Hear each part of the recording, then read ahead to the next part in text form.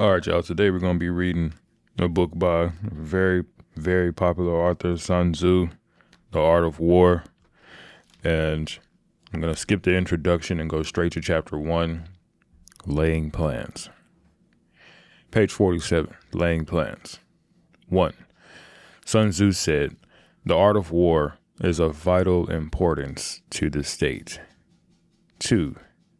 It is a matter of life and death, a road either to safety or to ruin. Hence, it is a subject of inquiry which can on no account be neglected. 3. The art of war, then, is governed by 5 constant factors to be taken into account in one's deliberations when seeking to determine the conditions obtaining in the field. 4. These are: 1. The moral law. 2. Heaven. 3. Earth. 4. The commander. 5. Method and discipline. 5 and 6 say, the moral law causes the people to be in complete accord with their ruler, so that they will follow him regardless of their lives, undismayed by any danger. 7. Heaven signifies night and day, cold and heat, times and seasons. 8. The earth comprises distances great and small, danger and security, open ground and narrow passes, the chances of life and death. 9. The commander stands for virtues of wisdom, sincerity, benevolence, courage, and strictness. Page 47 is complete. Page 48. 10. By method and discipline are to be understood the marshaling of the army in its proper subdivisions, the graduations of rank among the officers, and the maintenance of roads by which supplies may reach the army, and the control of military expenditure. 11. These 5 heads should be familiar to every general. He who knows them well will be victorious. He who knows them not will fail. 12. Therefore, in your deliberations, when seeking to determine the military conditions, let them be made on the basis of comparison in the wise. 13. 1. Which of the 2 sovereigns is imbued with the moral law? 2. Which of the 2 generals has the most ability? 3. With whom lie the advantages derived from heaven and earth? 4. On which side is discipline most rigorously enforced? 5. Which army is stronger? 6. On which side are officers and men more highly trained? 7. In which army is the greater constancy, both in reward and punishment? 14. By means of these 7 considerations, I can forecast victory or defeat. End of page 48. Page 49, 15. The general that hearkens to my counsel and acts upon it will conquer. Let such a one be retained in command. The general that hearkens not to my counsel nor acts upon it will suffer defeat. Let such a one be dismissed. 16. While heeding the profit of my counsel, avail yourself also of any helpful circumstances over and beyond the ordinary rules. 17. According as circumstances are favorable, one should modify one's plan. 18. All warfare is based on deception. 19. Hence, when able to attack, we must seem unable. When using our forces, we must seem inactive. When we are near, we must make the enemy believe that we are far away. When we are far away, we must make him believe that we are near. 20. Hold out baits to entice the enemy. Feign disorder and crush him. 21. If he is secure at all points, be prepared for him. If he is superior in strength, evade him. 22. If your opponent is of choleric temper, seek to irritate him. Pretend to be weak that he may grow arrogant. 23. If he is taking his ease, give him no rest. If his forces are united, separate them. End of page 49.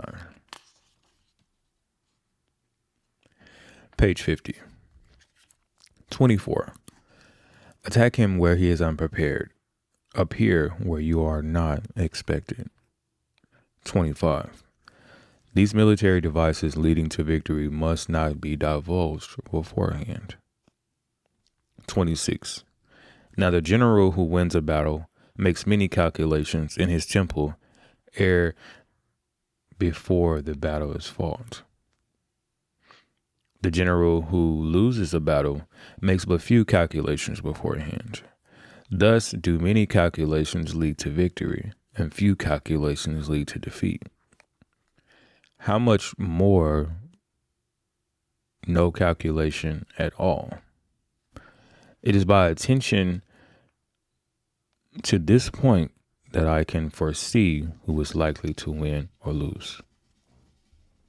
End of chapter 1. Thank you for listening. All right, chapter 2, page 51, The Art of War. Chapter 2 is titled Waging War. 1. Sun Tzu said, in the operations of war, where there are in the field 1,000 swift chariots, as many heavy chariots, and 100,000 mail-clad soldiers, with provisions enough to carry them 1,000 li. The expenditure at home and at the front, including entertainment of guests, small items such as glue and paint, and the sums spent on chariots and armor, will reach the total of 1,000 ounces of silver per day. Such is the cost of raising an army of 100,000 men. When you engage in actual fighting, if victory is long in coming, then men's weapons will grow dull, and their ardor will be dampened. If you lay siege to a town, you will exhaust your strength. Again, if the campaign is protracted, the resources of the state will not equal to the strain. Now, when your weapons are dulled, your ardor dampened, your strength exhausted, and your treasures spent, other chieftains will spring up to take advantage of your extremity. Then no man, however wise, will be able to avert the consequences that must ensue. 5. Thus, though we have heard of stupid haste in war, cleverness has never been associated with long delays. End of page 51. Page 52. Number 6. There is no instance of a country having benefited from prolonged warfare. It is only one who is thoroughly acquainted with the evils of war that can thoroughly understand the profitable way of carrying it on. The skillful soldier does not raise a second levy, neither are his supply wagons loaded more than once. Bring war with you from home, but forage on the enemy. Thus the army will have enough food for its needs. 10. Poverty of the state, agriculture, causes an army to be maintained by contributions from a distance. Contributing to maintain an army at a distance causes the people to be impoverished. On the other hand, the proximity of an army causes prices to go up, and high prices cause people's substance to be drained away. When their substance is drained away, the peasantry will be afflicted by heavy extractions. 13 and 14. With this loss of substance and exhaustion of strength, the homes of people will be stripped bare, and 3 months of their income will come dissipated. While government expenses for broken chariots, worn out horses, breastplates, and helmets, bows and arrows, spears and shields, protective mantlets, draught oxen, and heavy wagons will amount to 4/10 of its total revenue.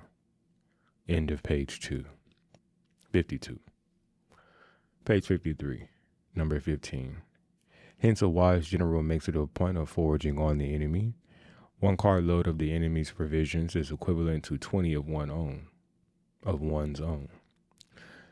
And likewise, a single pickle of provender is equivalent to 20 from one's own store.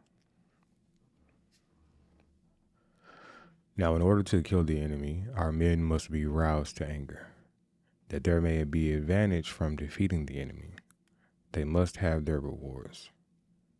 Therefore, in chariot fighting, when 10 or more chariots have been taken, those should be rewarded who took the first. Our flags should be substituted for those of the enemy, and the chariots mingled and used in conjunction with ours. The captured soldiers should be kindly treated and kept. This is called using the conquered foe to augment one's own strength. In war, then, let your great object be victory, not lengthy campaigns. 20. Thus it may be known that the leader of armies is the arbiter of people's fate, the man on whom it depends whether the nation shall be in peace or peril. End of page 53. That was the end of chapter 2. We will start chapter 3 on the next recording. Chapter 3, page 54. The Art of War. Attack by Stratagem. Number 1. Sun Tzu said, in the practical art of war, the best thing of all is to take the enemy's country whole and intact. To shatter and destroy, it is not so good. So too, it is better to recapture an army entire than to destroy it. To capture a regiment, a detachment, or a company entire than to destroy them.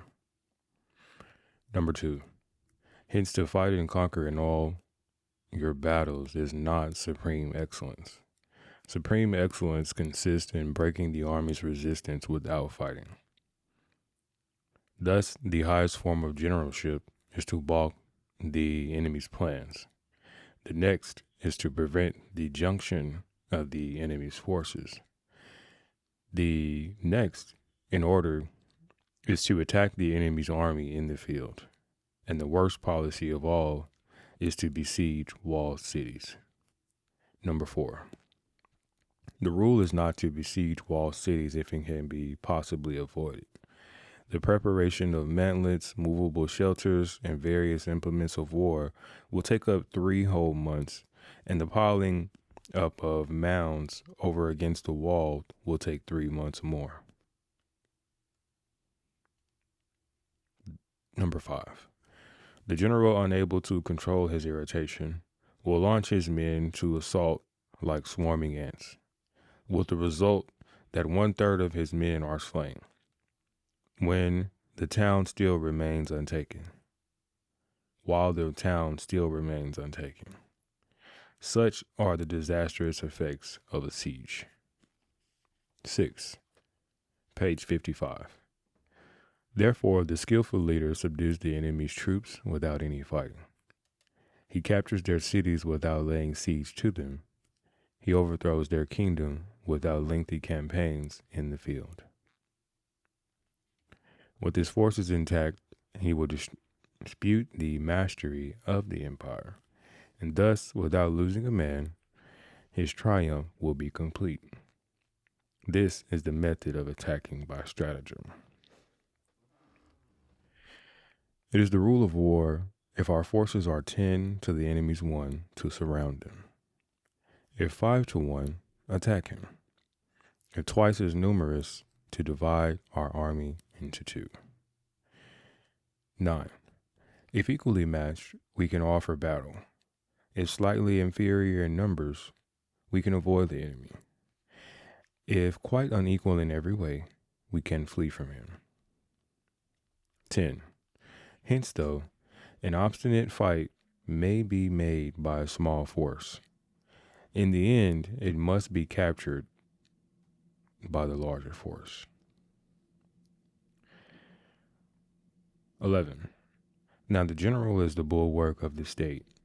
If the bulwark is complete at all points, the state will be strong. If the bulwark is defective, the state will be weak. 12. There are 3 ways in which a ruler can bring misfortune upon his army.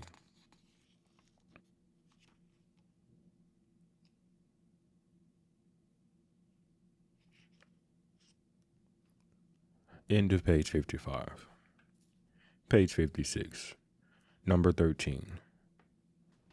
1. Commanding the army to advance or to retreat. Being ignorant of the fact that it cannot obey, this is called hobbling an army. 14. Number 2. By attempting to govern any army in the state, the same way as he administers a kingdom, being ignorant of the conditions will obtain in an army. Being ignorant of the conditions which obtain in an army, this causes restlessness in the soldiers' minds. 15. Number 3. By employing the officers of his army without discrimination, through ignorance of military principle, of adaptation to circumstances. This shakes the confidence of the soldiers. 16. But when the army is restless and distrustful, trouble is sure to come from the other feudal princes.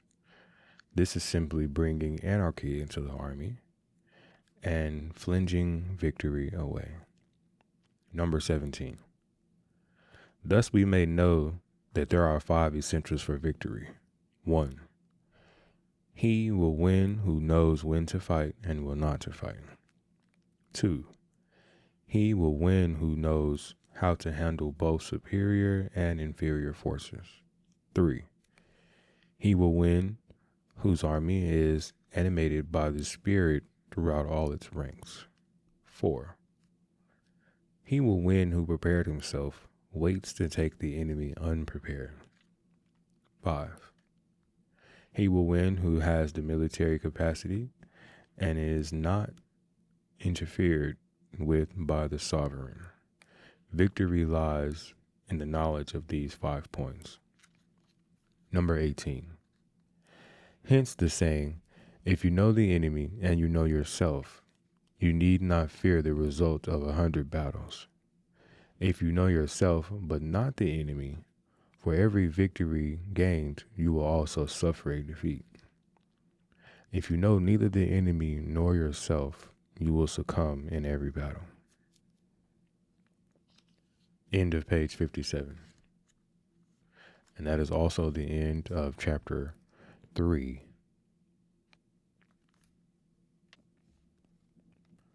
Chapter 4, page 58. Tactical Dispositions. Number 1. Sun Tzu said, the good fighters of old first put themselves beyond the possibility of defeat, and then waited for an opportunity of defeating the enemy. Number 2. To secure ourselves against defeat lies in our own hands, but the opportunity of defeating the enemy is provided by the enemy itself. Number 3. Thus the good fighter is able to secure himself against defeat, but cannot make certain of defeating the enemy. 4. Hence the saying, one may know how to conquer without being able to do it. 5. Security against defeat implies defense tactics. Ability to defeat the enemy means taking the offensive. 6. Standing on the defensive indicates insufficient strength. Attacking a superabundance of strength. 7. The general who is skilled in defense hides in the most secret recesses of the earth. He who is skilled in attack flashes forth from the topmost heights of heaven. Thus, on the one hand, we have the ability to protect ourselves, and on the other, a victory that is complete. 8. Page 59. To see victory only when it is within the ken of the common herd is not the acme of excellence. 9. Neither is the acme of excellence if you have fight and conquer, and the whole empire says, well done. 10. To lift an autumn hair is no sign of great strength. To see the sun and the moon is no sign of sharp sight. To hear the noise of thunder is no sign of a quick ear. 11. What the ancients called a clever fighter is one who not only wins, but excels in winning with ease. 12. Hence victories bring him neither reputation for wisdom nor credit for courage. He wins battles by making no mistakes. Making no mistakes is what established the certainty of victory, for it means conquering an enemy that is already defeated. 14. Hence the skillful fighter puts himself into a position which makes the defeat impossible and does not miss the moment for defeating the enemy. 15. Thus, it is that in war, the victorious strategist only seeks battle after the victory has been won, whereas he who is destined to defeat first fights and afterwards looks for victory. End of page 59. Page 60, number 16. The consummate leader cultivates the moral law and just strictly adheres to method and discipline. Thus, it is his power to control success. 17. In respect of the military method, we have firstly measurement. Second, estimation of quantity. Thirdly, calculation. Fourthly, balance of chances. Fifthly, victory. 18. Measurement owes its existence to earth. Estimation of quantity to measurement. Calculation to estimation of quantity. Balance of chances to calculation. And victory to balancing of the chances. 19. A victorious army opposed to a routed one is a pound's weight placed in the scale against a single grain. 20. The onrush of a conquering force is like the bursting of pent-up waters into a chasm 1,000 fathoms deep. The end of page 60 and the end of chapter 4. Chapter 5, page 61. Energy. Number 1. Sun Tzu said, the control of a large force is the same principle as the control of a few men. It is merely a question of dividing up their numbers. Number 2. Fighting with a large army under your command is no wise different from fighting with a small one. It is merely a question of instituting signs and signals. 3. To ensure that your whole host may withstand the brunt of an enemy's attack and remain unshaken, this is effected by maneuvers direct and indirect. Number 4. that the impact of your army may be like a grindstone dashed against an egg.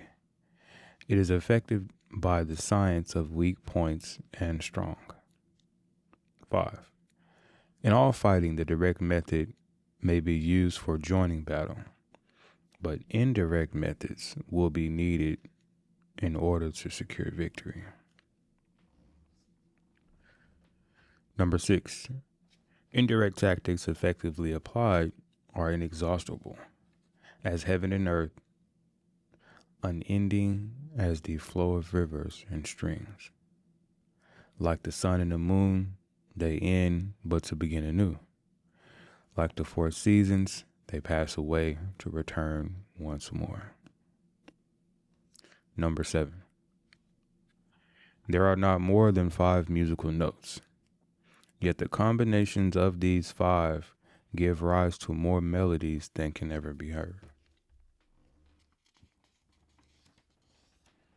Page 62. Number 8. There are not more than 5 primary colors, yet in combination they produce more hues than can ever be seen. There are not more than 5 cardinal tastes, yet combinations of them yield more flavors than can ever be tasted. In battle, there are not more than 2 methods of attack, the indirect and direct. Yet these 2 in combination give rise to an endless series of maneuvers. 11. The direct and indirect lead onto each other in turn. It is like moving in a circle, you never come to an end. Who can exhaust the possibilities of their combination? The onset of troops is like the rush of a torrent, which will even roll stones along in its course. The quality of a decision is like the well-timed swoop of a falcon, which enables it to strike and destroy its victim. Therefore, the good fighter will be able to in his onset. Therefore, the good fighter will be terrible in his onset and prompt in his decision. 15. Energy may be likened to the bending of a crossbow, decision to the releasing of a trigger. 16. Amid the turmoil and tumult of a battle, there may be seeming disorder, and yet no real disorder at all. Amid confusion and chaos, your array may be without head or tail, yet it will be proof against defeat. Page 63, number 17. Simulated disorder postulates perfect discipline. Simulated fear postulates courage. Simulated weakness postulates strength. Number 18. Hiding order beneath the cloak of disorder is simply a question of subdivision. Concealing courage under a show of timidity presupposes a fund of latent energy. Making strength with weakness is to be effected by tactical dispositions. 19. Thus, who is skillful at keeping the enemy on the move maintains deceitful appearances, according to which enemy will act. He sacrifices something that the enemy may snatch at. 20. By holding out baits, he keeps him on the march. Then, with a body of picked men, he lies in wait for him. 21. The clever combatant looks to the effect of the combined energy, and does not require too much from individuals, hence his ability to pick out the right men and utilize combined energy. 22. When he utilizes combined energy, his fighting men become, as it were, like unto rolling logs or stones. For it is the nature of a log or a stone to remain motionless on level ground, and to move when on a slope if four-cornered to come to a standstill. But if round shaped to go rolling down. 23. Thus the energy developed by good fighting men, as the momentum of a round stone rolled down a mountain thousands of feet high. So much on the subject of energy. The end of page 64 and the end of chapter 5. Page 65, chapter 6. Weak points and strong. Number 1. Sun Tzu said, whoever is the first in the field and awaits the coming of an enemy will be fresh for the fight. Whoever is second on the field and has to hasten to battle will arrive exhausted. 2.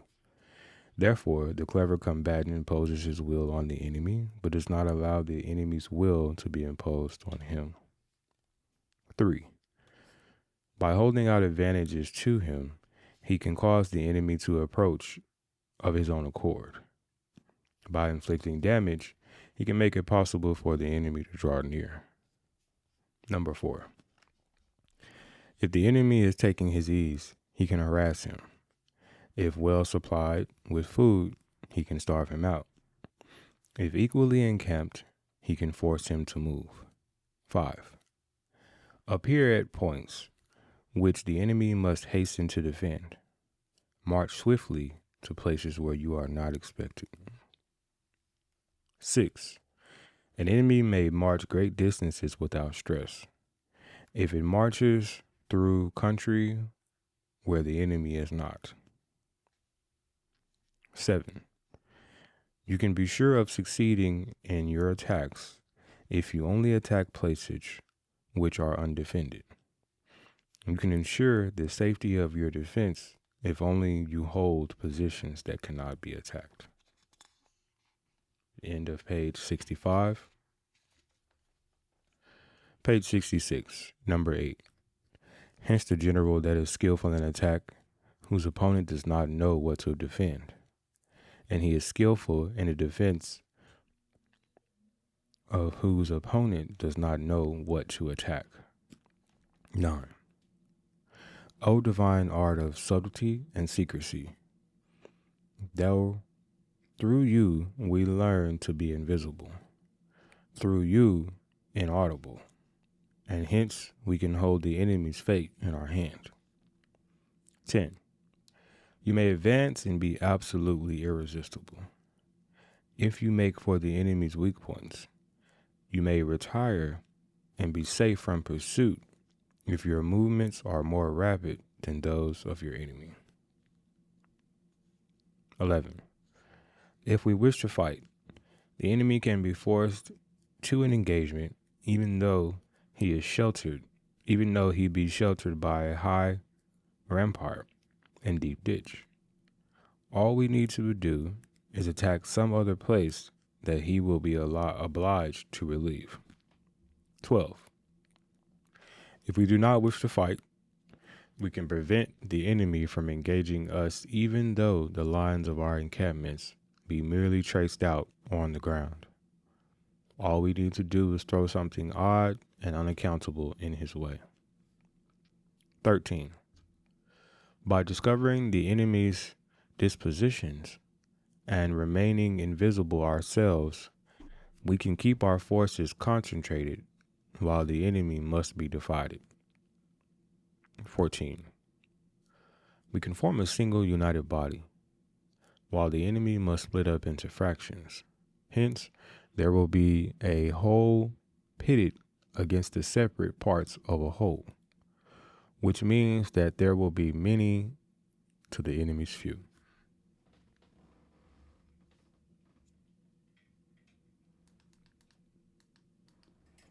"15. And if we are able thus to attack an inferior force with a superior one, our opponents will be dire in straits. The spot where we intend to fight must not be made known, for then the enemy will have to prepare against a possible attack at several different points, and his forces being thus distributed in many directions. The numbers we shall have to face at any given point will be proportionally few. 17. For should the enemy strengthen his van, he will be weakened in his rear. Should he strengthen his rear, he will weaken his van. Should he strengthen his left, he will weaken his right. Should he strengthen his right, he will weaken his left. If he sends reinforcements everywhere, he will everywhere be weak. 18. Numerical weakness comes from having to prepare against possible attacks. Numerical strength from compelling our adversaries to make preparations against us. 19. Knowing the place and the time of a coming battle, we may concentrate from the greatest distances in order to fight. Number 20. But if neither time nor place be known, then the left wing will be impotent to succor to the right. The right will be equally impotent. But if neither time nor place be known, then the left wing will be impotent to succor the right.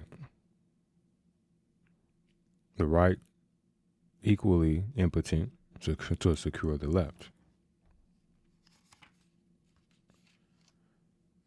The van unable to relieve the rear, or the rear to support the van. How much more so if furthest portions of the army are anything under 100 li apart, and even if the nearest separated by several li. 21.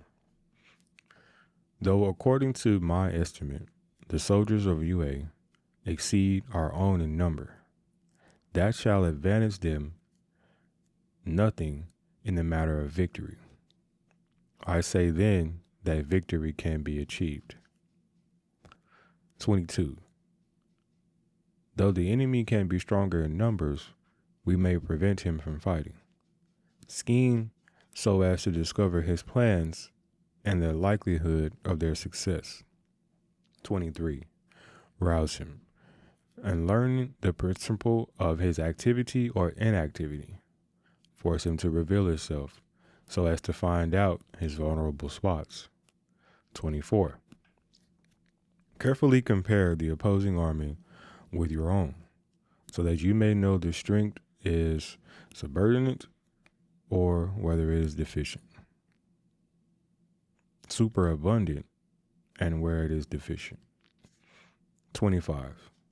In making tactical dispositions, the highest pitch you can attain is to conceal them. Conceal your dispositions, and you will be safe from the prying of the subtlest spies, from the machinations of the wisest brains. 26. How victory may be produced for them out of the enemy's own tactics. That is what the multitude cannot comprehend. End of page 68. Page 69, number 27. All men can set their tactics whereby I conquer. All men can see the tactics whereby I conquer. But what none can see is the strategy out of which victory is evolved. 28. Do not repeat the tactics which have gained you one victory, but let your methods be regulated by the infinite variety of circumstances. 29. Military tactics are like unto water, for water in its natural course runs away from high places and hastens downwards. So in war, the way is to avoid what is strong and strike at what is weak. 31. Water shapes its course according to the nature of the ground over which it flows. The soldier who works out his victory in relation to the foe whom he's facing. 32. Therefore, just as water retains no constant shape, in warfare there are no constant conditions. 33. He who can modify his tactics in relation to his opponent and thereby succeed in winning may be called a heaven-born captain. 34. The 5 elements are not always equally predominant. The 4 seasons may make way for each other in turn. There are short days and long. The moon has its periods of waxing and waning. End of page 69. And the end of chapter 6. Continuing the reading on the art of war, we're on page 70, or chapter 7, maneuvering. Number 1, Sun Tzu said, in the art of war, the general receives his commands from the sovereign. Number 2, having collected an army and concentrated his forces, he must blend and harmonize the different elements thereof before pitching his camp. Number 3, after that comes tactical maneuvering, than which there is nothing more difficult. The difficulty of tactical maneuvering consists in turning the devious into the direct and misfortune into gain. Number 4, thus to take long and circuitous fate, thus to take a long and circuitous route after enticing the enemy out of the way, and though starting after him, to contrive to reach the goal before him, shows knowledge of the artifice of deviation. 5, maneuvering with an army is advantageous, with an undisciplined multitude most dangerous. 6, if you set a fully equipped army in march in order to snatch an advantage, the chances are that you will be too late. On the other hand, to detach a flying column for the purpose involves the sacrifice of its baggage and stores.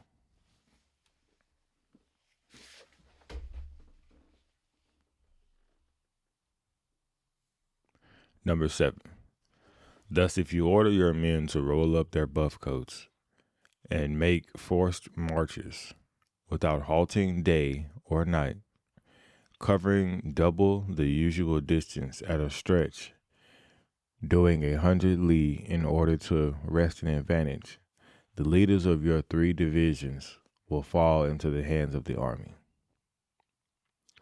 8, the stronger men will be in front, the jaded ones will fall behind, and on this plan, only 1/10 of your army will reach its destination. If you march 50 li in order to outmaneuver the enemy, you will lose the leader of your 1st division, and only half your force will reach the goal.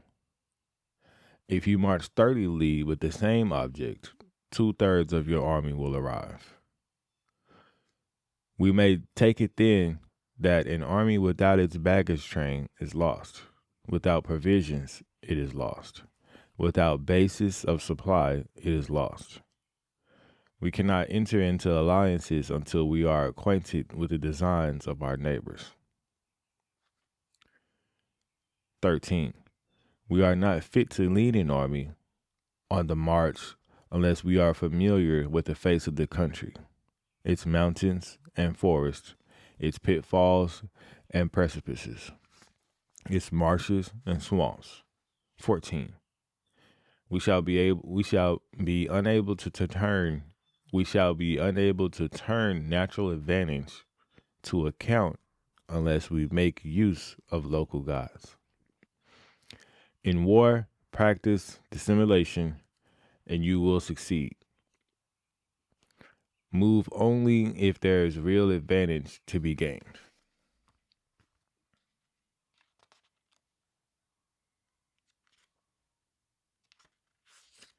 Page 72. Number 16. Whether to concentrate or to divide your troops must be decided by circumstances. Let your rapidity be that of the wind, your compactness that of the forest. 18. In raiding and plundering like fire, in immovability like a mountain.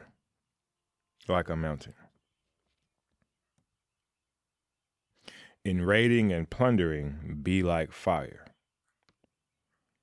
in immovability like a mountain. Number 19.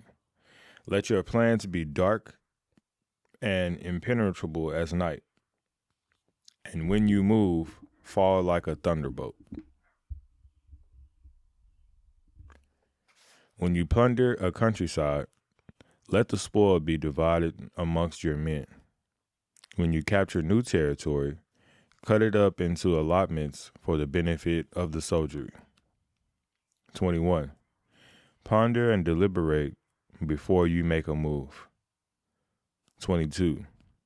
He will conquer who has learnt the artifice of deviation. Such is the art of maneuvering. 23. The book of army management says, on the field of battle, the spoken word does not carry far enough. Hence the institution of gongs and drums. Nor can ordinary objects be seen clear enough. Hence the institution of banners and flags. 14. Gongs and drums, banners and flags are means whereby the ears and eyes of the host may be focused on one particular point. 25. Page 73. The host thus forming a single united body, it is impossible either for the brave to advance alone, or for the cowardly to retreat alone. This is the art of handling large masses of men. 26.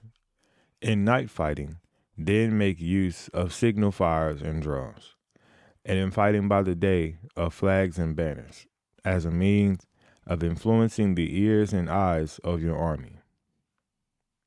27. A whole may be robbed of its spirit. A commander-in-chief may be robbed of his presence of mind. A whole army may be robbed of its spirit. A commander-in-chief may be robbed of his presence of mind.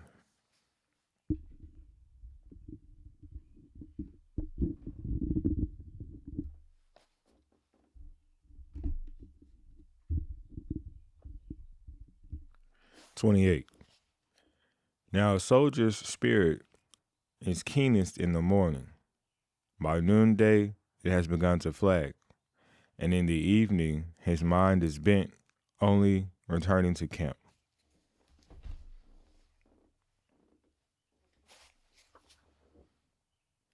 "29.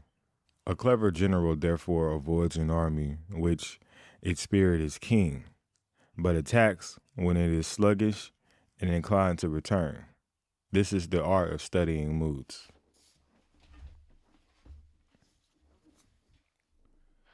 Disciplined and calm, to await the appearance, disorder, and hubbub amongst the enemy, this is the art of retaining self-possession.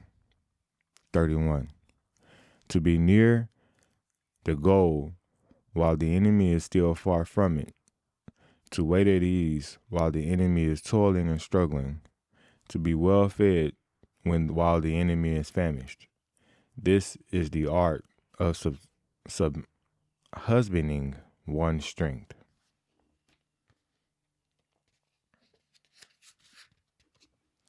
Page 74. To refrain from intercepting an army whose banners are in perfect order. To refrain from attacking an army drawn up in calm and confident array. This is the art of studying circumstances. 33. It is a military axiom not to advance uphill against an enemy, nor to oppose him when he comes downhill. 34. Do not pursue an enemy who simulates fight. Do not attack soldiers whose temper is keen. 35. Do not swallow bait offered by the enemy. Do not interfere with an enemy that is returning home. 36. When you surround an army, leave an outlet free. Do not press a desperate foe too hard. Such is the art of warfare. Page 75, Chapter 8, Variation of Tactics. 1. Sun Tzu said, in war, the general receives his commands from the sovereign, collects his army, and concentrates his forces. 2. When in difficult country, do not encamp. In country where high roads intersect, join hands with your allies. Do not linger in dangerously isolated positions. In hemmed-in situations, you must resort to stratagem. In a desperate position, you must fight. 3. There are roads which must not be followed, armies which must not be attacked, towns which must not be besieged, positions which must not be contested, commands of the sovereign which must not be obeyed. Number 4.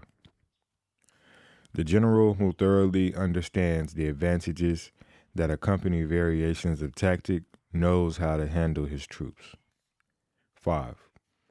The general who does not understand these may well be acquainted with the configuration of the country, yet he will not be able to turn his knowledge to practical account. 6. So the student of war who is unversed in the art of war, of varying his plans, even though he be acquainted with the 5 advantages, will fail to make the best use of his men.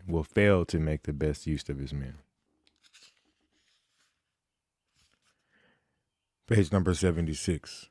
Number 7. Hence, in the wise leader's plans, considerations of advantage and of disadvantage will be blended together.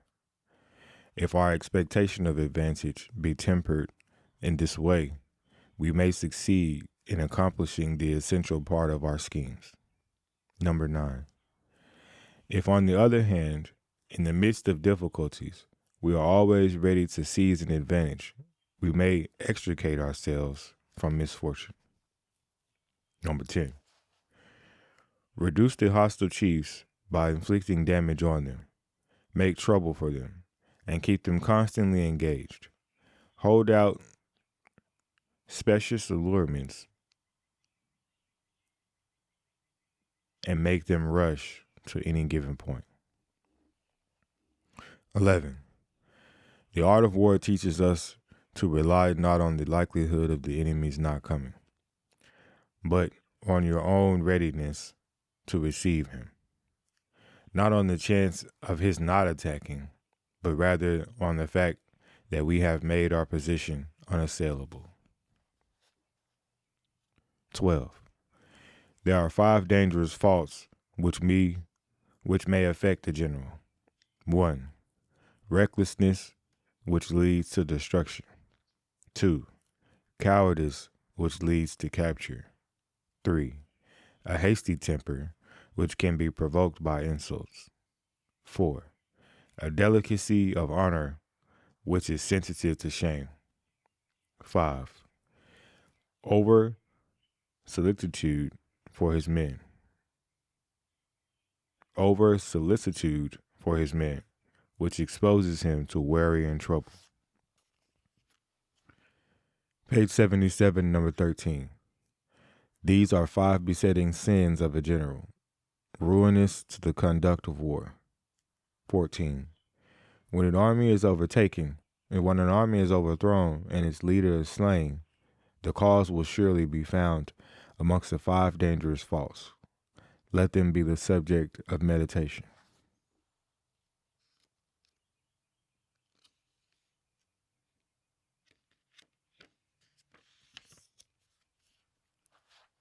Numbers, page 78. Chapter 9. The Army on the March. Sun Tzu said, "We come now to the question of encamping the army. Of the observing signs of the enemy, pass quickly over mountains, and keep in the neighborhoods of valleys. 2. Camp in high places, facing the sun. Do not climb heights in order to fight. After crossing a river, you should get far away from it. When invading force crosses a river on an onward march, do not advance to meet them midstream. It will be best to let half the army get across and then deliver your attack. If you're anxious to fight, you should not go to meet the invader near a river which he has to cross. 6. Moor your craft higher up than the enemy and facing the sun. Do not upstream to meet the enemy. So much for river warfare. In crossing salt marshes, your sole concern should be to get over them quickly, without delay. Number 8. If forced to fight in a salt marsh, you should have water and grass near you, and get your back to a clump of trees. So much for the operations in salt marshes. 9. In dry, level country, take up an easily accessible position with rising ground to your right and on the rear, so that your danger may be in the front and safely lie behind. So much for encamping in flat country. These are the 4 useful branches of military knowledge, which enabled the Yellow Emperor to vanquish 4 several sovereigns. All armies prefer high ground to low, and sunny places to dark. If you are careful of your men and camp on hard ground, the army will be free from disease of every kind, and this will spell victory. When you come to a hill or bank, occupy the sunny side, with the slope on your right rear. Thus you will at once act for the benefit of your soldiers and utilize the natural advantages of the ground. 14. When in consequence of heavy rains, up country, a river which you wish to ford is swollen and flecked with foam, you must wait until it subsides. 15. Country in which there are precipitous cliffs with torrents running between deep natural hollows, confined places, tangled thickets, quagmires, and crevices, should be left with all possible speed and not approached.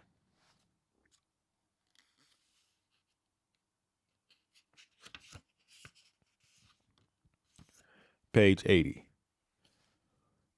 While we kept away from such places, who should get the army to approach him? We should get the armies to approach them.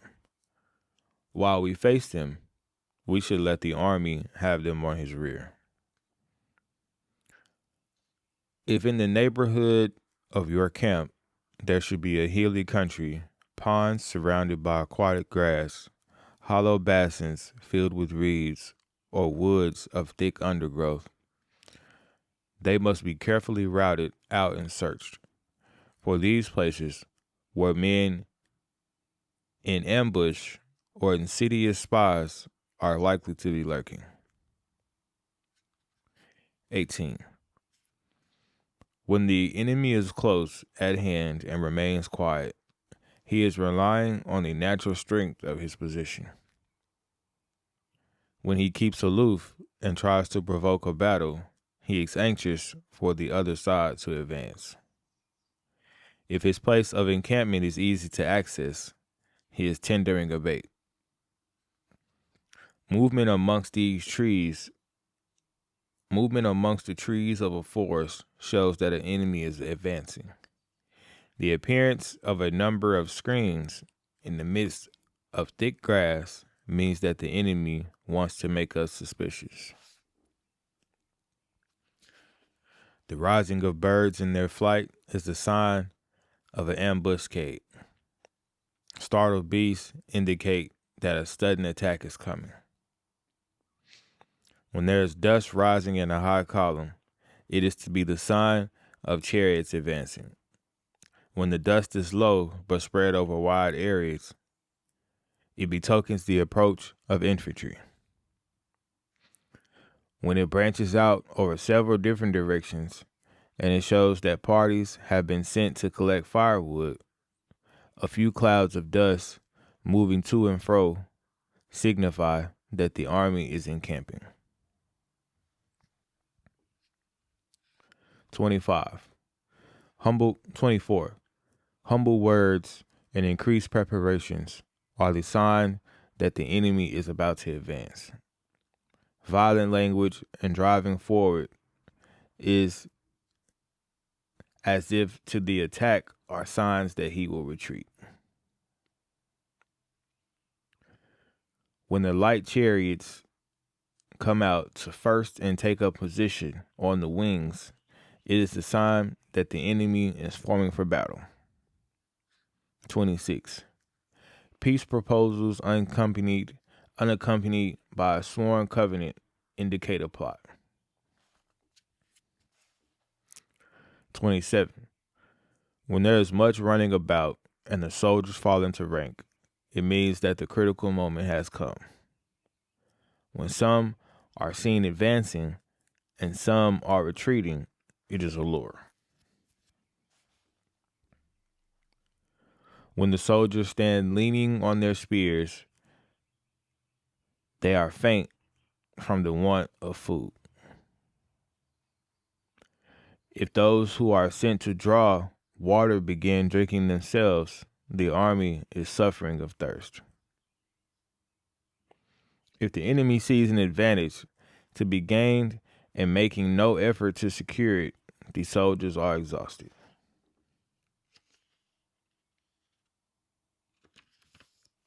Page 82, number 32. If birds gather on any spot, it is unoccupied. Clamor by night betokens nervousness. 33. If there is disturbance in the camp, the general authority is weak. If banners and flags are shifted about, sedition is afoot.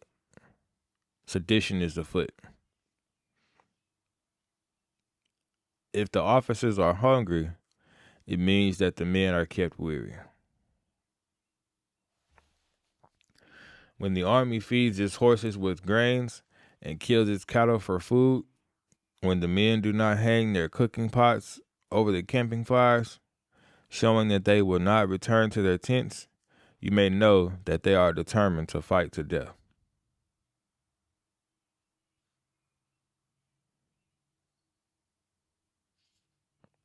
35.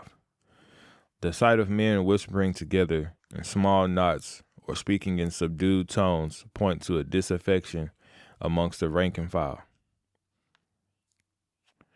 Too frequent rewards signify that the enemy is at the end of his resources. Too many punishment betray a condition or desire of dire distress. 37. To begin a bluster, but afterwards to take fight at the enemy's armies shows a supreme lack of intelligence. 38. When envoys are sent with compliments in their mouths, it is a sign that the enemy wishes for a truce. 39. If the enemy's troops march up angrily and remain facing ours for a long time without either joining battle or taking themselves off again, the situation is one that demands great vigilance and circumspection. 40. If our troops are no more in number than the enemy, that is amply sufficient. It only means that no direct attack can be made. What we can do is simply to concentrate all of our available strength, keep a close watch on the enemy, and obtain reinforcements. 41. He who exercises no forethought but makes light of his opponents is sure to be captured by them. 42. If the soldiers are punished before they have grown attached to you, they will not prove submissive, and unless submissive, they will be practically useless. If, when the soldiers have become attached to you, punishments are not formed, they will still be useless. Punishments are not enforced, they will still be useless. 43. Therefore, soldiers must be treated in the first instance with humanity, but kept under control by means of iron discipline. This is a certain road to victory. 44. If in training soldiers' commands are habitually enforced, the army will be well disciplined. If not, its discipline will be bad. 45. If a general shows confidence in his men, but always insists on his orders being obeyed, the gain will be mutual.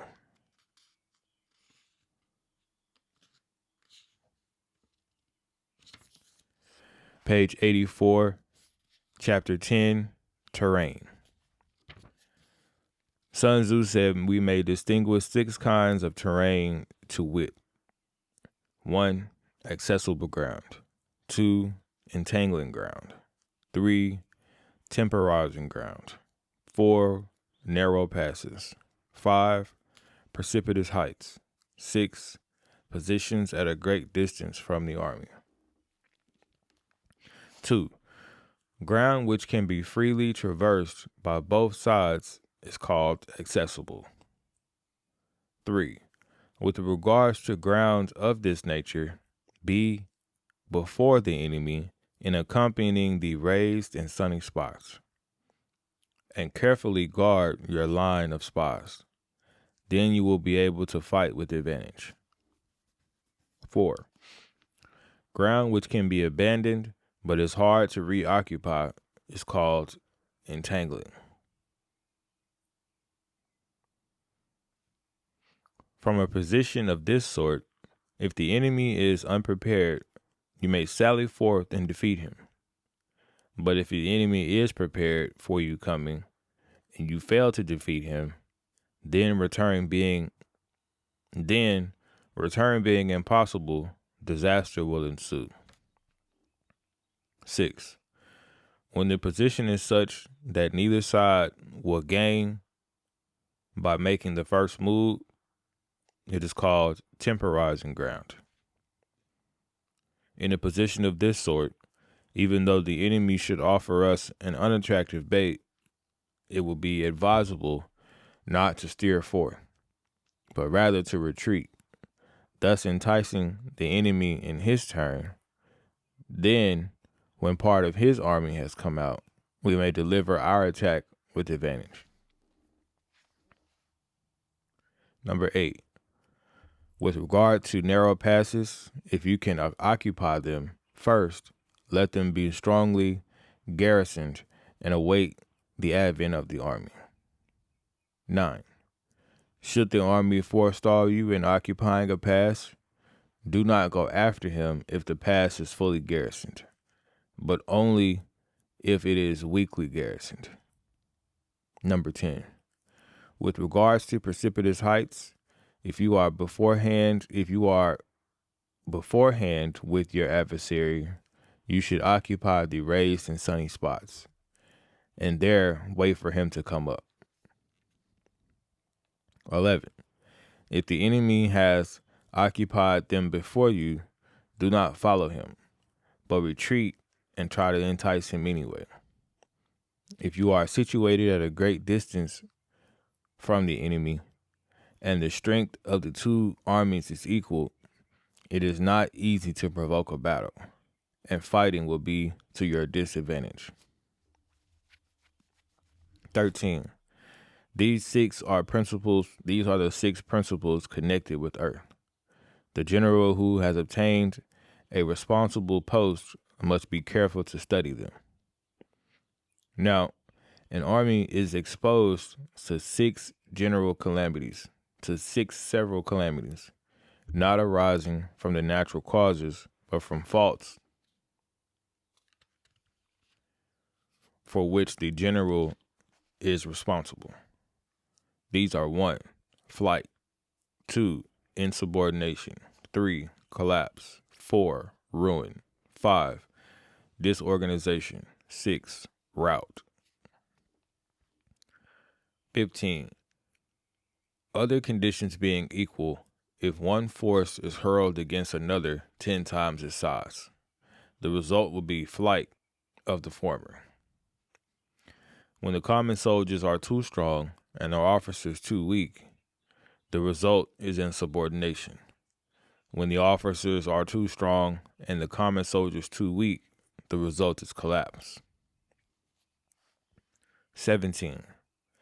When the higher forces are angry and insubordinate, and on the meeting of the enemy give battle on their own account from a feeling of resentment, before the commander-in-chief can tell whether or no he is in a position to fight, the result is ruin. 18.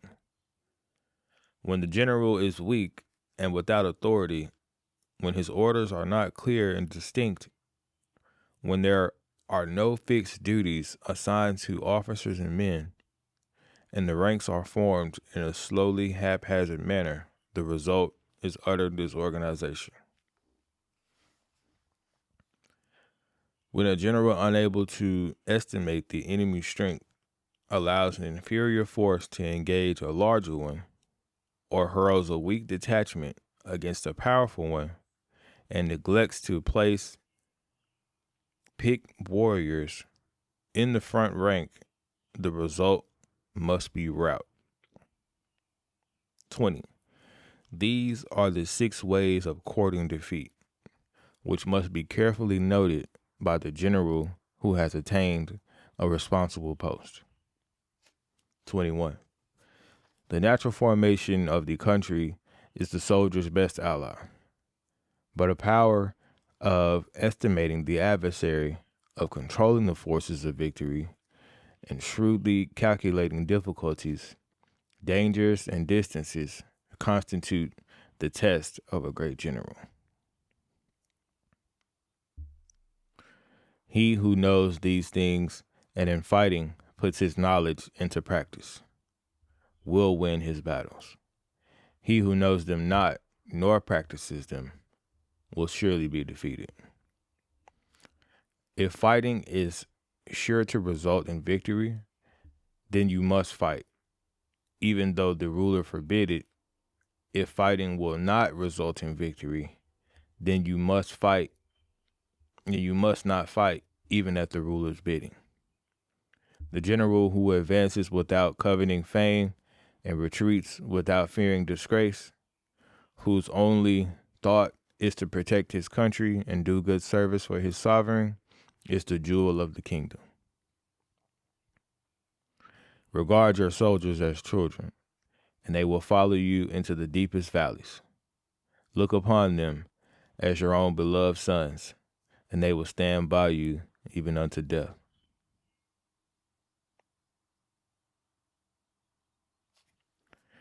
If, however, you are indulgent, but unable to make your authority felt, kind-hearted, but unable to enforce your commands, and incapable, moreover, of quelling disorder, then your soldiers must be likened to spoiled children. They are useless for any practical purpose.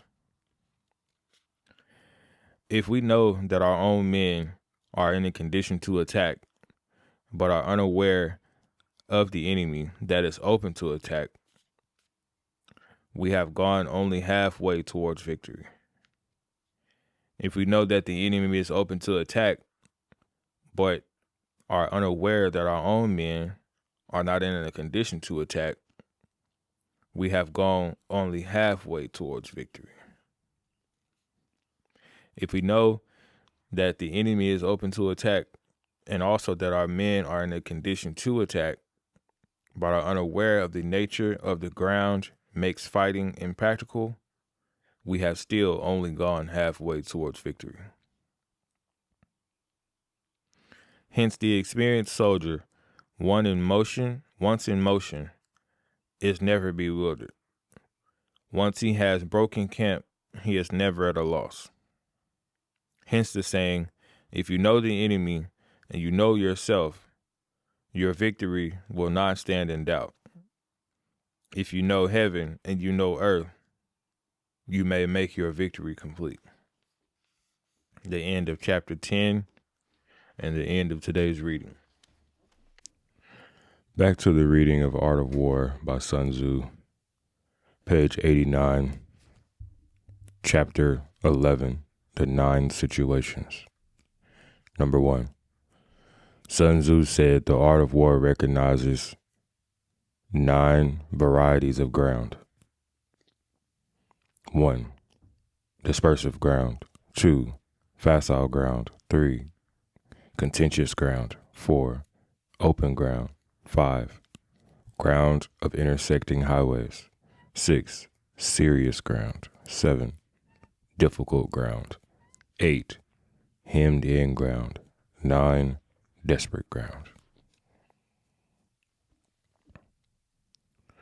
When a chieftain is fighting in his own territory, it is dispersive ground. When he has penetrated into hostile territory, but to no great distance, it's facile ground. Ground, the possession of which imports great advantage to either side, is contentious ground. Ground on which each side has liberty of movement is open ground. Ground which forms the key to contiguous states, so that he who occupies it first has most of the empire at his command, is ground of intersecting highways. When an army has penetrated into the heart of hostile territory, leaving a number of fortified cities in its rear, it is serious ground. Mountain forests, rugged steeps, marshes, and fences, all country that is hard to traverse, is difficult ground. Ground which is reached through narrow gorges and from which he can only retire by tortuous paths, so that a small number of the enemy would suffice to crush a large body of our men, this is hemmed in ground. Ground on which we can only be saved from destruction by fighting without delay is desperate ground. On dispersive ground, therefore, fight not. On facile ground, halt not. On contentious ground, attack not. On open ground, do not try to block the enemy's way.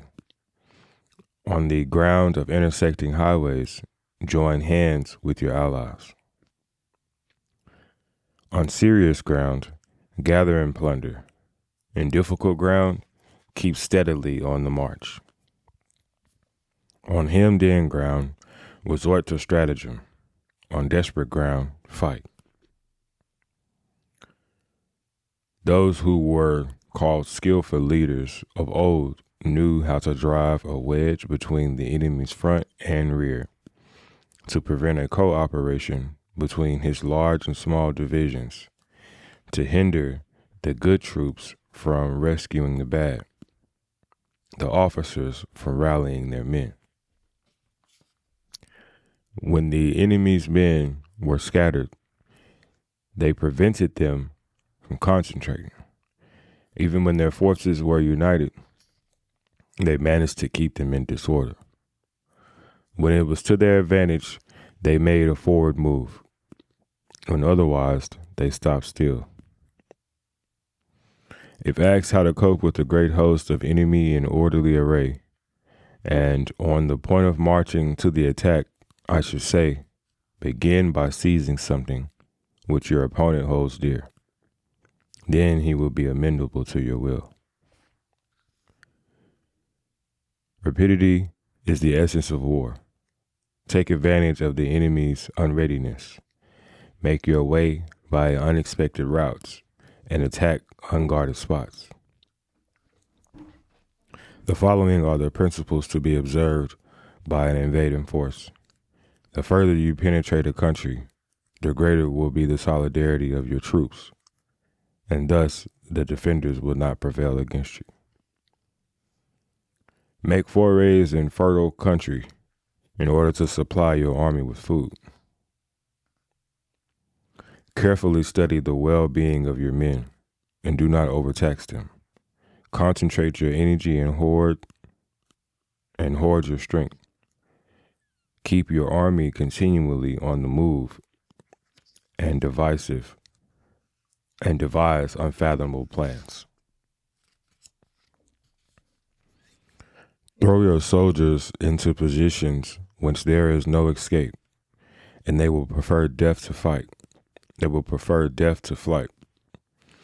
If they will face death, there is nothing that they may not achieve. Officers and men alike will put forth their uttermost strength. Soldiers when in desperate straits lose their sense of fear. If there is no place of refuge, they will stand firm.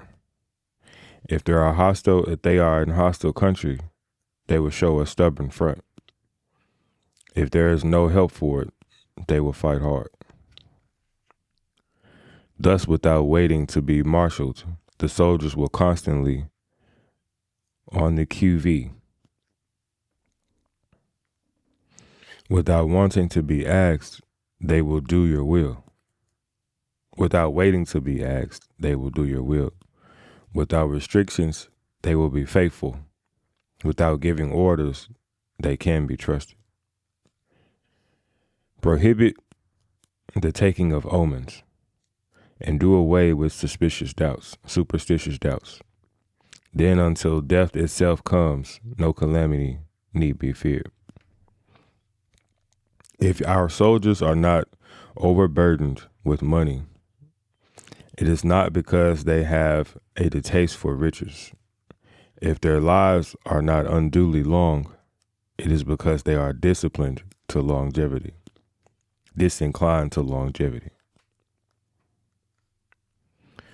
On the day they are ordered out to battle, your soldiers may weep, those sitting up bedewing their garments, and those lying down letting the tears run down their cheeks. But let them once be brought to bay, and they will display the courage of a Chu or Kwe. The skillful tactician may be likened to the Shueon. Now, the Shueon is a snake that is found in the Chang Mountains. Strike at his head, and you will be attacked by its tail. Strike at its tail, and you will be attacked by its head. Strike at its middle, and you will be attacked by the head and tail both. Asked if an army can be made to imitate Shriyan, I should answer, yes, for the men of the Wu and the men of the Ye are enemies. Yet, if they are crossing a river in the same boat and are caught by a storm, they will come to each other. They will come to each other's assistance, just as the left hand helps the right. Hence, it is not enough to put one's trust in the tethering of horses and the burying of chariot wheels in the ground. The principle of which to manage an army is set up one standard of courage which all must reach. How to make the best of the both strong and weak, that is a question involving the proper use of ground. Thus the skillful general conducts his army just as though he were leading a single man, willy-nilly by the hand. It is the business of the general to be quiet and thus ensure secrecy, upright and just, and thus maintain order. Page 94. He must be able to mystify his officers and men by false reports and appearances, and thus keep them down in total ignorance.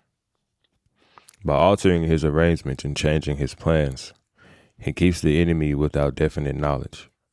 By shifting his camp and taking circuitous routes, he prevents the enemy from anticipating his purpose.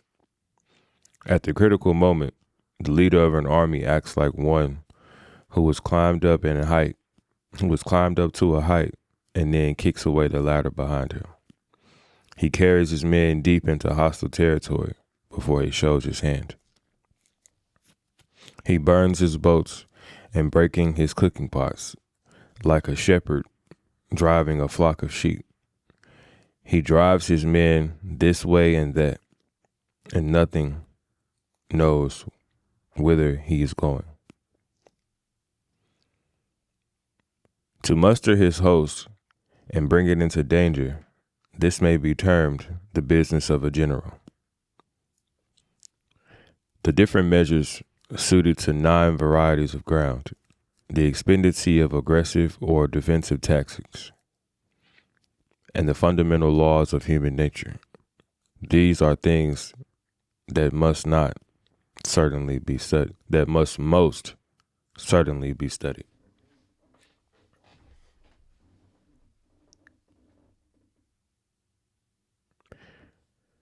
When invading hostile territory, the general principle is that penetrating deeply brings cohesion. Penetrating but a short way means dispersion. Page 95. When you leave your own country behind and take your army across a neighborhood territory, you must find yourself on critical ground, where the means of communications on all 4 sides, the ground is one of intersecting highways.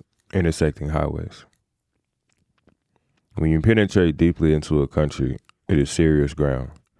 When you penetrate but a little way, it is facile ground. When you have the enemy's strongholds on your rear and narrow passes in the front, it is hemmed in ground. When there is no place of refuge at all, it is desperate ground. Therefore, on dispersive ground, I would inspire my men with unity of purpose. On facile ground, I would see that there is no close connection between all parts of my army. On contentious ground, I would hurry up my rear. On open ground, I would keep a vigilant eye on my defenses. On ground of intersecting highways, I would consolidate my alliances. On serious ground,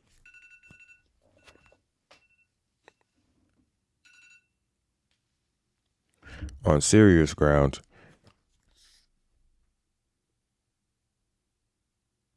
I would try to ensure a continual stream of supplies. On difficult ground, I would keep pushing along the road. On hemmed-in ground, I would block any way of retreat. On desperate ground, I will proclaim to my soldiers the hopelessness of saving their lives.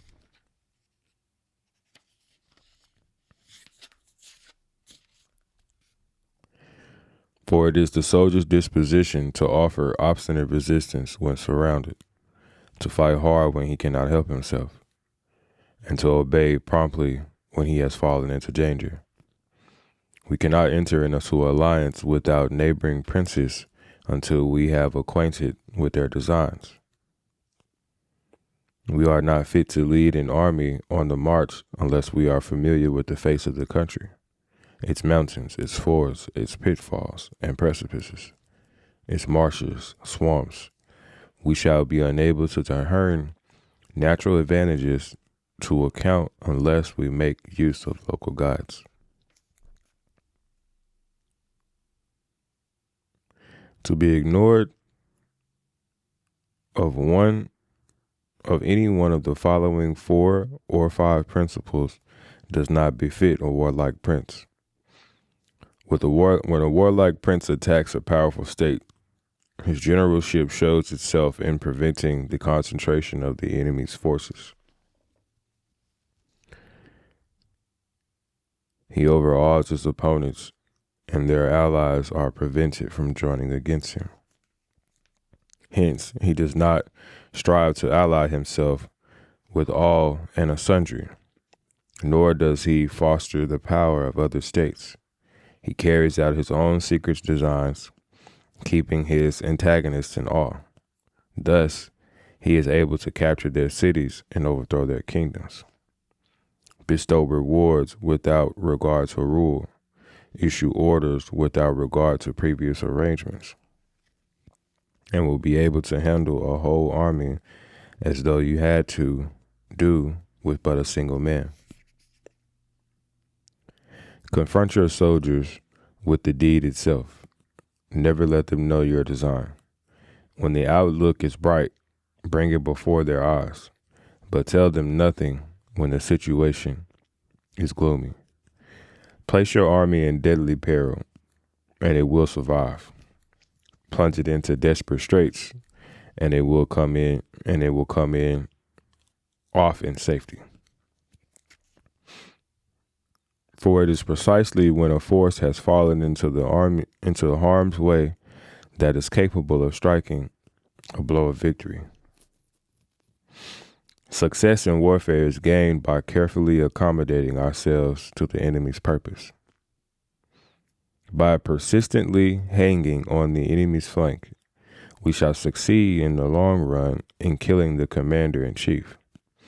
This is called ability to accomplish a thing by sheer cunning.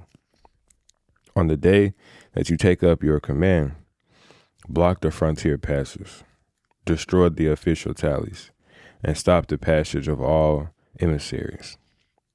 Be stern in the council chamber, so that you may control the situation. If the enemy leaves a door open, you must rush in.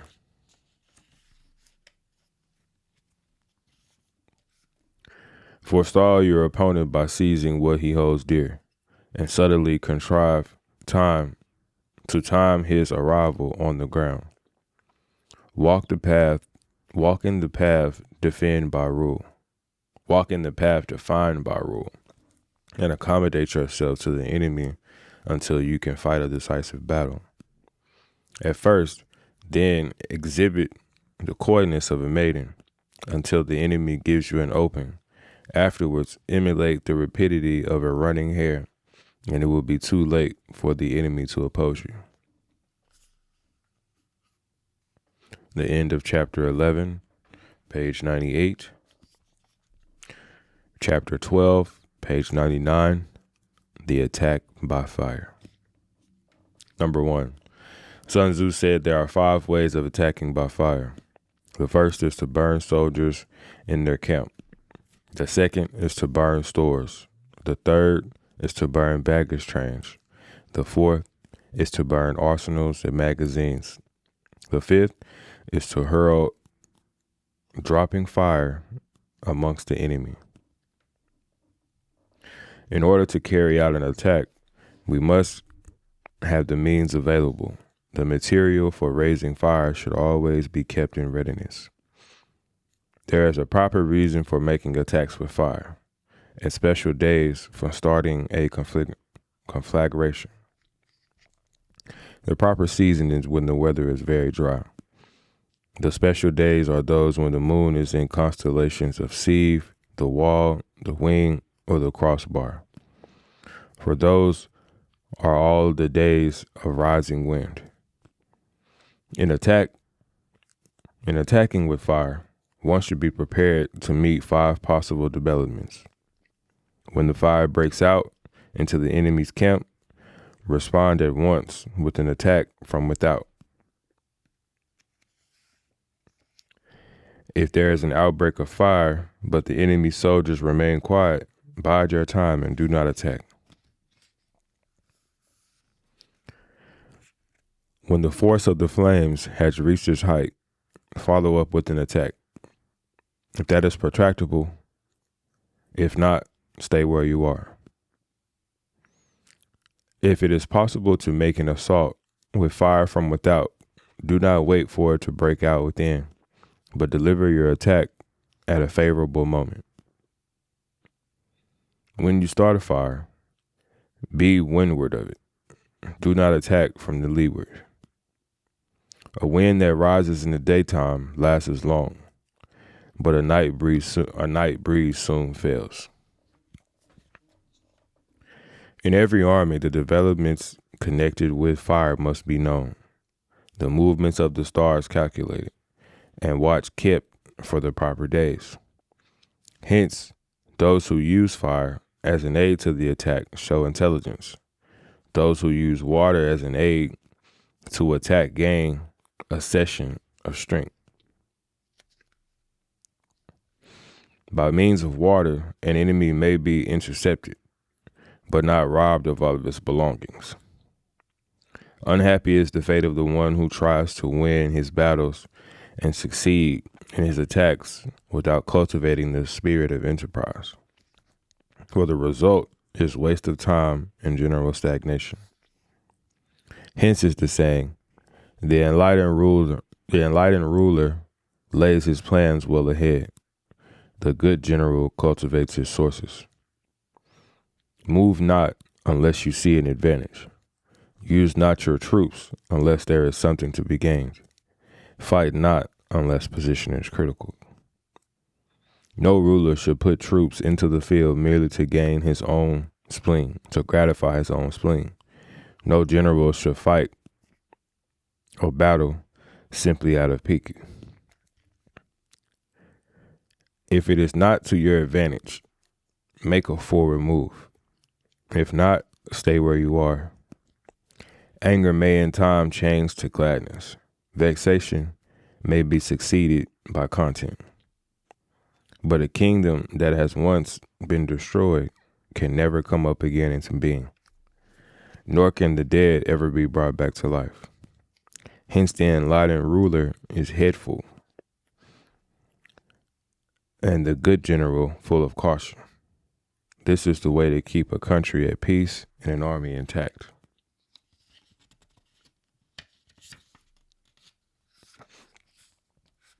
Chapter 13, the Use of Spies.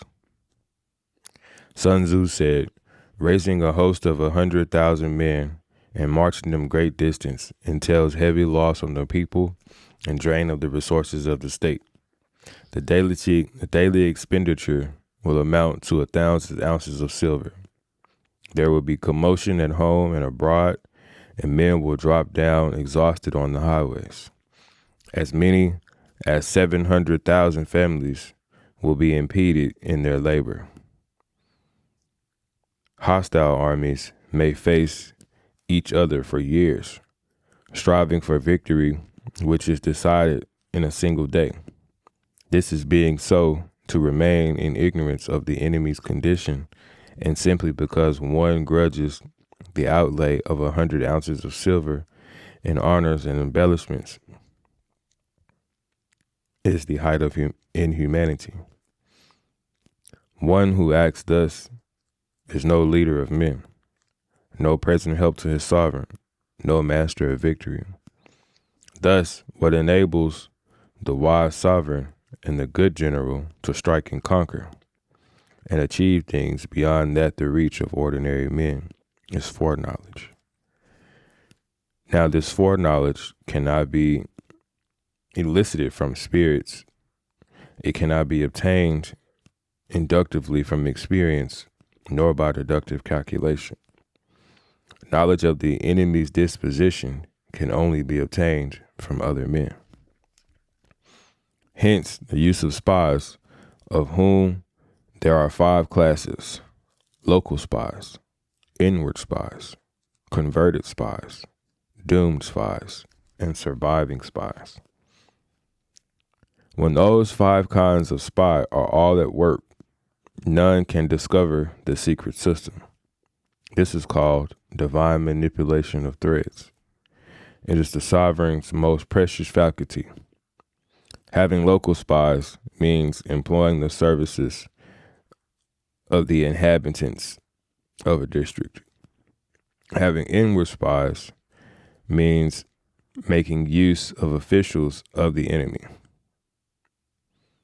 Having converted spies, getting hold of the enemy spies and using them for your own purposes. Having doomed spies, doing certain things openly for purposes of deception, and allowing our spies to know of them and report them to the enemy. Surviving spies, finally, are those who bring back news from the enemy's camp.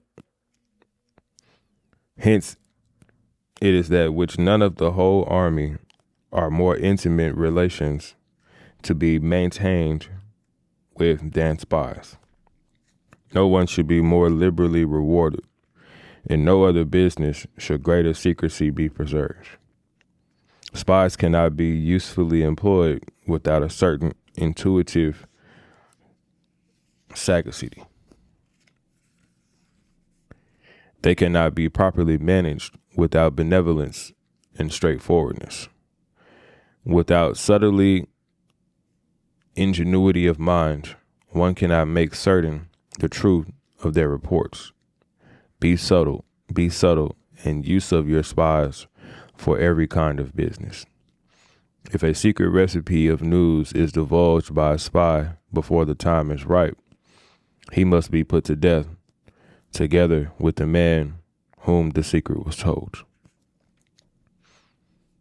Whether the object be to crush an army, to storm a city, or to assassinate an individual, it is always necessary to begin by finding out the names of the attendants, the aides, and the doorkeepers, sentries of a general in command. Our spies must be commissioned to ascertain these.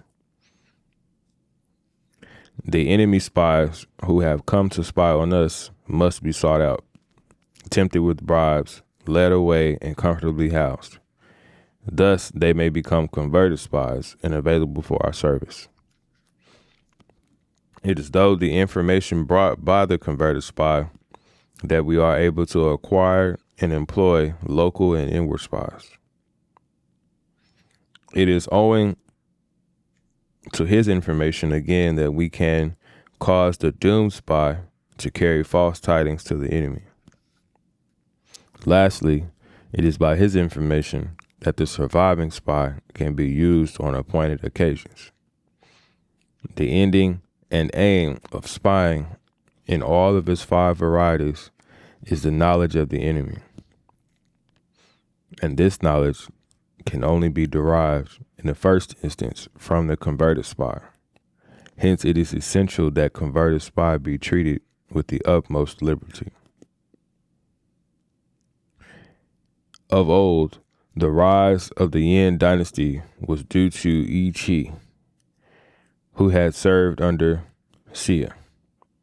Likewise, the rise of the Chu dynasty was due to Luya, who had served under the Yin.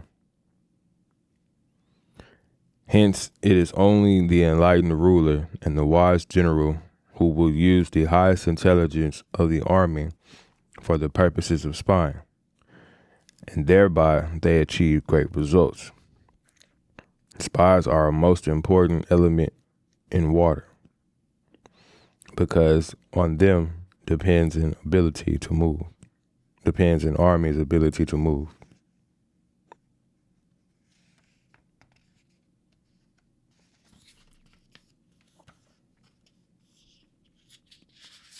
It was the end of The Art of War by Sun Tzu with the chapter The Use of Spies, and the end of the reading of this book.